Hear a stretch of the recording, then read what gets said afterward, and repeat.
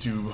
Welcome back to UniXTCG, and today we're jumping in for another One Piece card game video focused on OP06, and this, I believe, is the last of the new decks until I decide to go into the Three Brothers structure deck. So for now, we're going to jump into Perona. I just want to set a, like goal of 100 likes for this video, see if we can get the trend harder, and I just want to give a couple announcements. One, I am going and participating in the Treasure Cup tomorrow, so if you guys want to chill with me on my journey, I will be live streaming my run. Two, I'm doing a Uta deck structure giveaway on the Patreon, so I'll have that set up probably beginning this week. Fusion World stuff will make it busy. And then two, if you guys really want to help support me, just go over to my UniXDB channel in the description and just click on that newest video, or just just give it a like, let it run in the background. I just need watch hours and I'll be monetized on my second channel. I can really devote more time to content creation. So with that being said, let's hop into the Perona deck. Alright, so first and foremost, we're going to start off with the leader, Perona.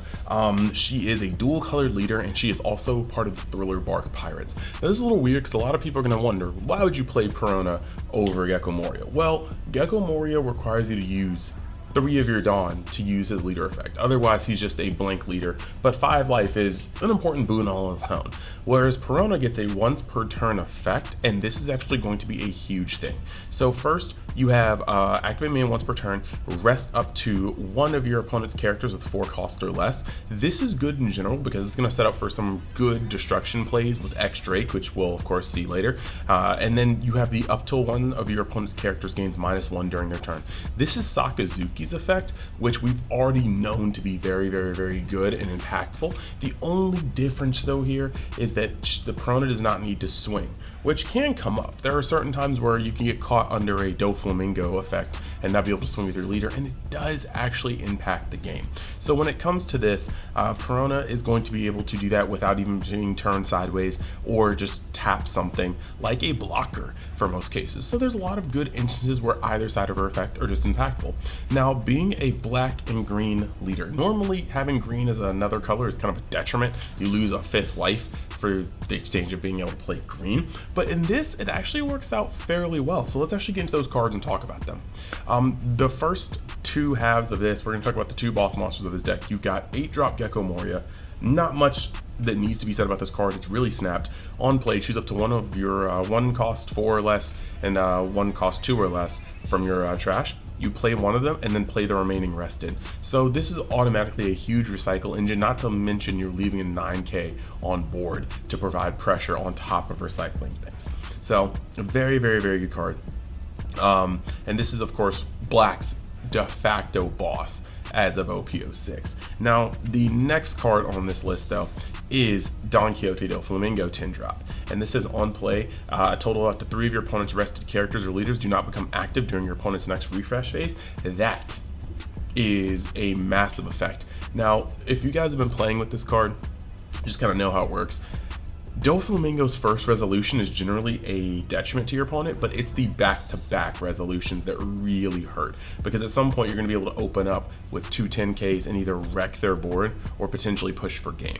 So Doflamingo is a very good card, and this deck is able to run both Gecko Moria and Doflamingo, essentially controlling the board via destruction, tapping down, and then leaving big bodies in the wake. So it's very easy to get a board and hopefully maintain it. Removal through effects are still strong in general in this game, but it is very hard to attack and actually just like go through some of these things, because between Doflamingo and Gecko Moria just being able to bring stuff back, you're kind of just building up a board a lot.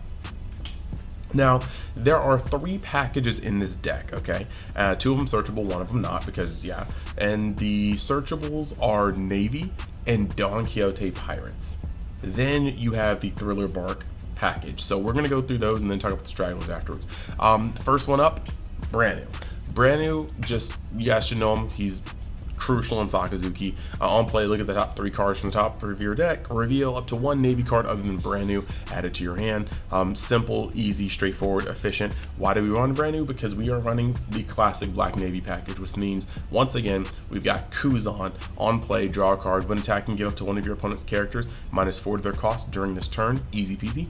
And then we also have Borsalino, and Borsalino is just the classic blocker on your opponent's turn. It can't be destroyed by effects, and it goes up to 6k. 2K. So very good cards. Now, normally I don't talk about 2Ks or vanillas or things like this, but we actually have Virgo here. And the reason why I'm going to talk about Virgo is because Virgo is one of the few cards that this actually applies to, but he is both Navy and Don Quixote Pirates. So Virgo can be searched by the brand new card, but he can also be searched by Baby 5. And this is very nice that he can just slot into that role as a 2K that can be picked up from any searcher you play. Very nice. Next we're taking it all the way back to set 1. We have actually got X-Drake. X-Drake says KO up to one of your opponent's rested characters with a cost of 4 or less. Now, mind you, because of this deck working the way it does, you can do things like activate your leader effect on something that's already attacked, and now it's a 4 cost if it was a 5 cost, and X-Drake can blow that up. Combine that with other cards that lower cost, a Kuzan swing that lowers like let's say they swung with a 10 cost. You could literally hit them with the Kuzan swing and then a Perona, and you only have to remove the cost 1 lower to be able to play Drake and blow it up. So with Gecko Moria being the de facto 9 cost in a lot of decks next format, this is very easy. Just a Kuzan swing in your leader brings Gecko Moria down into destruction range with X-Drake. So I think that's actually very cool. Not to mention, if your opponent is trying to hide something from you, you can also tap it with Perona and then play X-Drake and blow it up. So I really do think that this card finally finds its perfect home in this deck where you can manipulate cost but also tap things. Now moving on to the moving on to this next one, we have got Baby 5, and Baby 5 in this deck is just a top 5 searcher for Don Quixote Pirates. What she's going to be able to do is simply, she's a Bonnie. She taps, or you tap her and you pay 1 Don and you search your top 5 for Don Quixote Pirates, and that's pretty tight. So yeah, easy peasy, but that is what Baby 5 does. Moving past Baby 5, we are going to then look at Don Quixote Rosinante. This is a pretty cool card, but he's a 2 cost blocker. Opponent's turn, if your arrested character would be KO'd, you may trash this character instead. So this is essentially going to stop you from getting swung on with certain things, destroyed, not tucked, so remember that. However, it's also cool because this guy can also stop your stuff from being destroyed by battle as well. So this is just pretty cool, just some insurance for your boards. When you have 2 extra Dawn, you play this guy out and they have to really destroy this guy before they destroy your big card, or else they have to destroy your big card twice. And then the last card in the Don Quixote Doflamingo package would be because the side of justice will be whichever side wins. This is just the 0 cost 3K trash card in hand, just counter. And the reason why this is just so good is because in a deck that runs Gecko Moria, you're never really gonna be without access to these cards in your trash. So trash something, doesn't matter because Gecko Moria is gonna get played and bring it back. So very simple, very straightforward, defend yourself. Next, we're going to move over to the Thriller Bark Pirates package. We have got Inube, and this guy is just a 2 cost 3K swinger, but on play or on KO, if your leader has a Thriller Bark Pirates type, draw 2 cards, discard 2 cards from your hand. This is just very good filter. It's just good because you're able to see more cards, discard cards you know you're going to get back with Gecko Moria or you don't need, and then keep it moving. Then you have got Perona. And Perona, we've already been over this as well, just says if your opponent has 5 or more cards in their hand, choose one of the following. Your opponent discards a card from hand, or you give one of your opponent's characters -3 cost of the turn. This is just a very cool card, and it's a 4 cost 5K with 2K counter power, making it a good card no matter where you have it. But yeah, the ability to have your opponent swing on you with a 10K and then you be like, okay, well, or anything, but knowing that for 9 Dawn you can play Perona, minus it by 3, use your leader, minus it by 1 more, and then your X-Drake has a birth, like a clearance of 4. So realistically, you have a lot of destruction at your fingertips, and that's what green has always been able to not really have in spades. They've wanted destruction. So now we've got Ryuma. This is a new card coming out in OP06, which says on play or on KO. That's a going trend for some of these Thriller Bark cards.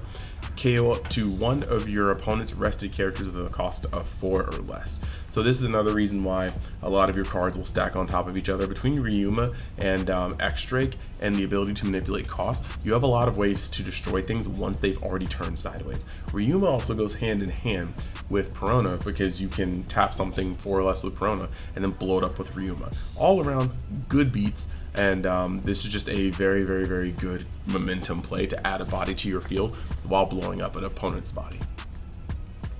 Then you have 2 cards that don't fit into either package, but they do round it off. You've got Sabo, and again, we all know this. Sabo is a blocker on play. You draw 2, discard 2, and then your opponents can, your cards cannot be KO'd by your opponent. Effects, at least, by until the start of your next turn. So they can't destroy them. So in the mirror, you pretty much make your stuff untouchable. In the Gecko Mori matchup, you make your stuff untouchable. However, Sakazuki can still bottom deck it, and they can still be attacked. So yeah, you are just kind of trying to give yourself the extra insurance, so they have to take it to the counter phase if they want to get over anything. And then last but not least in this video for cards, we have Brook. And Brook is a 6-drop 6K. On play, you either put up to one of your opponent's characters with cost 4 or less into their trash. This is not KO'd, notice that. It does not say KO, it says put it into the trash. So it's going to circumvent a fair amount of effects. But like Borsalino for one should be one of them. But the other one is your opponent puts 3 cards from their trash to the bottom of their deck in any order. I don't like that your opponent gets to choose. It's unfortunate, but it is what it is. Normally it's just that first one though. You're gonna be able to get over quite a few characters. And again, because you're able to lower costs, you can do quite a lot with this. Your leader effect plus playing a Perona will be able to allow Brook to destroy an 8-drop. And that's just like a pretty cool place to be in. So yeah, that's what we've got for this deck so far. That's what we got for the Perona deck. Of course, we're going to be doing testing for all of these decks, and then I'm going to be cracking a case the first week of the set being released. So you guys will be able to see a lot more of these things. But let me know in the comments how you guys feel about Perona. Let me know what you think she brings to the meta, and if you will be considering sleeving this deck up. I think there are some niche points that I like in it over Gecko Moria, but there are a lot of things I see Gecko Moria doing. I'm not sure if it's worth splitting your color pool for. So let me know your comments, let me know your thoughts, and I will see you guys in the next video. We're going to take it over to the Patreon appreciation page, and then we are going to close out for this particular session. Thanks. Later.